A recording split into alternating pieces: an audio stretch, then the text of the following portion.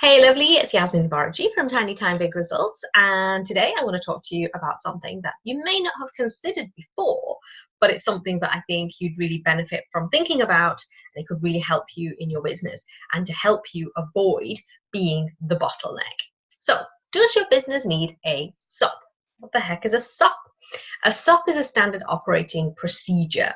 It's simply a breakdown, a step-by-step guide of how you do certain things in your business. Now, you might be thinking, why do I need one of those? It's just me in the business. And this is why, okay?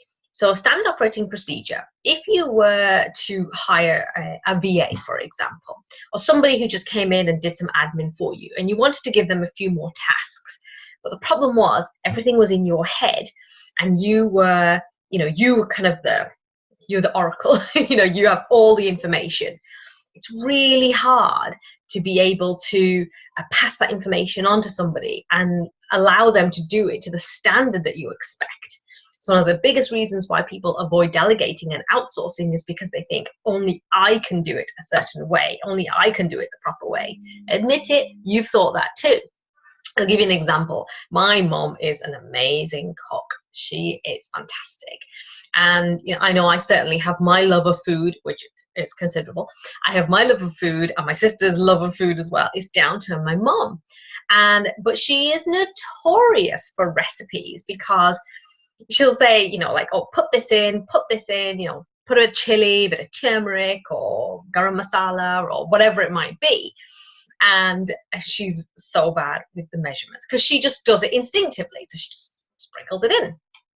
Except when it comes to me doing, following the recipe, it doesn't quite turn out like the way that she does it. So I say, Mom, it didn't turn out the way that I thought it would. Hello, it's because I didn't put in enough of the turmeric, or I didn't put enough chili, or I didn't put enough of the ground cumin.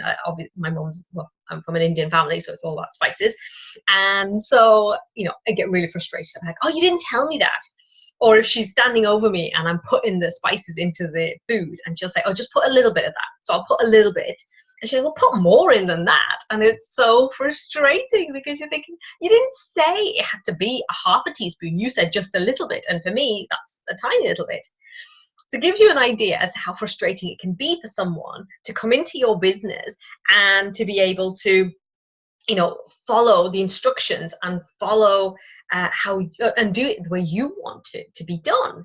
That's really tough, and it's a hard thing for someone to come in, and then when you're measuring, like, are they any good? Am I happy with this person? They're always going to fall short from your expectations. Now, there's maybe a part of you that's thinking, Yasmin, I don't need anybody. I'm not going to hire anybody. Okay, and I get that. I do get that. But here's the thing. As a business owner, you have so many different hats that you need to wear. You can't do everything, and nor are you meant to.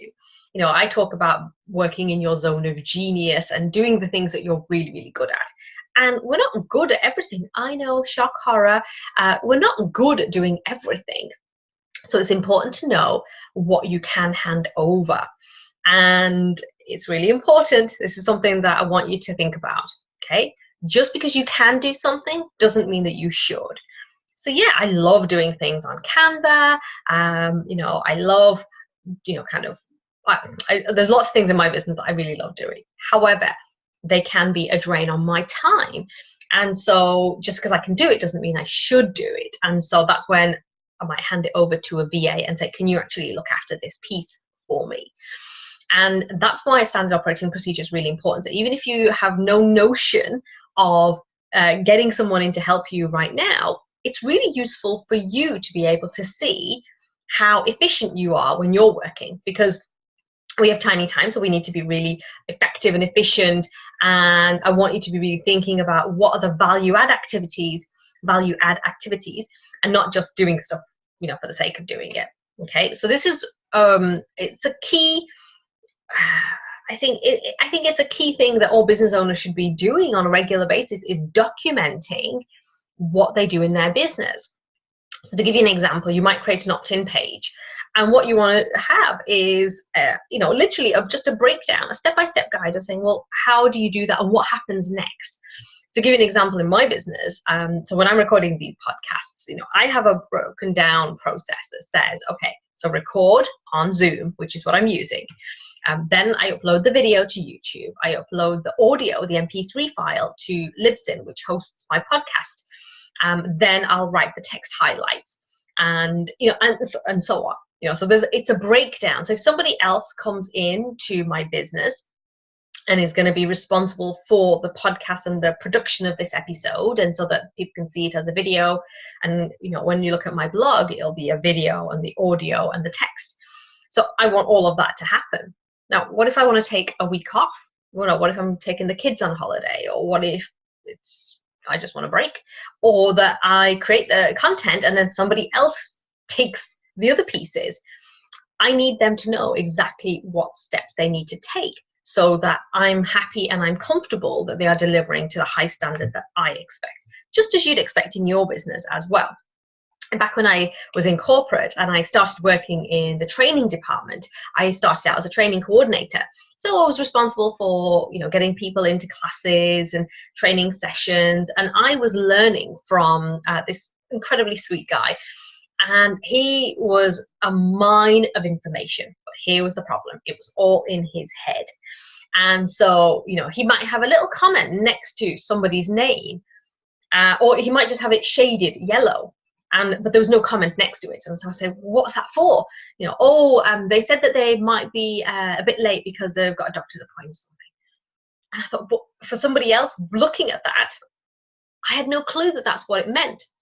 And that's why a standard operating procedure is really, really useful for your business, so that somebody else can have a look into your head and see how it is that you like to do things. So as your business gets bigger, as you hire more people, or you just get that VA to do more things for you, you feel comfortable and confident that the tasks will be done to the high standard that you expect. So it's not a big complex task. All it is, start a Word document and just, think about a process. So it could be writing your blog. Well, what happens once the blog has been written? Do you need to source an image? Are you, putting in tags? If you're using WordPress and you're adding tags in, what are the steps? And all I want you to do is just think about, every time you do a new process in your business, open up a fresh Word document and just document it. This doesn't have to be perfect. This doesn't have to be, all pristine. It literally could just be a brain dump, so that you have some kind of a procedure manual, so that, you can go, okay, actually, do you know what? I'm not so open to vulnerable, really, in your business. Imagine if you were there having a baby and you're in the hospital and somebody says, I don't know how to access your YouTube account, or I don't know how to do this. And you're thinking, I'm having a baby right now. Oh, I can't talk. Having a standard operating manual would mean that they wouldn't need to bother you about that. And that's a pretty extreme example, but you get the gist. You could be sitting in the dentist chair. You could be on holiday. You could just be sick and not able to take a call. Don't let your business be suffer, and and in turn that means that you'd suffer as well. So I do believe that every business, doesn't matter how small, you need to have a standard operating procedure. And like that, I'm not perfect. I have a few, but it's a matter for me to really kind of go, okay, what are the ones that I really do need a process around? There'll be some things that you just think, actually, there's no process around that at all. But not only is it a useful way of documenting what it is that you are spending your time on, but it's also really useful for you to be able to measure and see, actually, is it value add? Is it useful? So that's why you need to do a standard operating procedure manual in your business. It could just be, for each process, it could just be a one-pager, and just file them away, and Bob's your uncle, you're sorted. That helps you to avoid being the bottleneck in your business. Now, is there anything else that I wanted to say about that? Let me see. No, I think that was it. Now, I've already shared some tools with you that really help me to make the most of my time. Zoom is one of them, which is what I'm recording this on. If you haven't got the copy of my free cheat sheet, my top 20 time-saving, money-making tools, then be sure to hit the link below. wherever you're watching this. If you're watching this on the blog, you'll be able to see a link and an image of the guide. And I am sharing with you my tools that I use all the time. And I promise you, they will make your life so much easier. Right, that's it for today. Remember, if you want my help to help you grow your small business in 20 hours a week or less, then definitely book a discovery call with me and let's talk about how that could work. And I look forward to seeing you on the next episode. Take care. Bye.